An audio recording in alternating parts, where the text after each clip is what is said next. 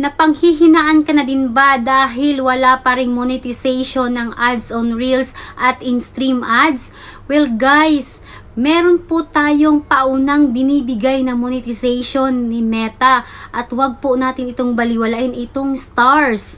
Kasi guys, kung ikaw po ay naka-profile at dati na po kayong nag-Facebook, once na pag-turn on nyo po ng inyong professional mode, matik na yan, nagkakaroon na po tayo ng monetization sa stars. Kasi nangyari din po yan, nung tinon on ko yung aking professional mode ng profile ko, matik meron na po siyang monetization ng star. So guys, wag nyo pong baliwalain ang star. Alam nyo ba na ang daming kumikita sa stars? Yes, kung magkakaroon po kayo or kung may magbigay po sa iyo ng 1 star is equivalent po yan ng $0.01. Okay? Pag may magbigay po sa inyo ng 100 star, equivalent po yun ng $1. Okay?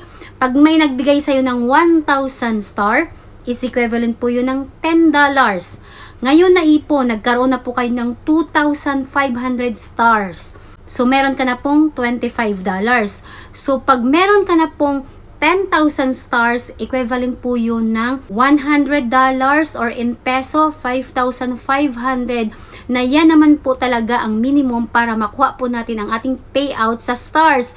But take note guys, may bago ngayong update si Meta. Kapag ikaw po ay nakalink ng PayPal, ang iyong payout ay pwede ka po makakuha kahit $25 lang po. Kaya cheer up guys, wag na po kayo mapanghinaan kasi binibigyan din tayo ni Meta ng pag-asa.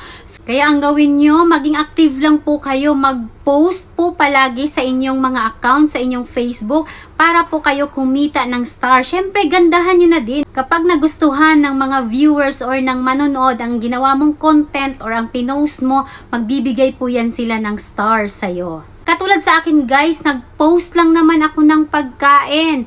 Ayan may nagbigay sa akin ng 10 star, diba? Hindi lang din po sa video, kahit po sa text, sa photos ay pwede po tayong kumita. Kaya mag-post po kayo kahit pictures lang yan guys or text, ay posible po kayong mabigyan ng star. So while ginagawa nyo po yan, wino-workout nyo po yung star earnings nyo guys, hindi nyo namamalayan, pumasok na pala si ads on Reels at nabuo nyo na pala ang 60,000 minutes views na kailangan nyo sa in-stream ads. Diba? Ang galing. Sana may natutunan. Please like and share this video and follow mo ko for more tips. Thank you so much.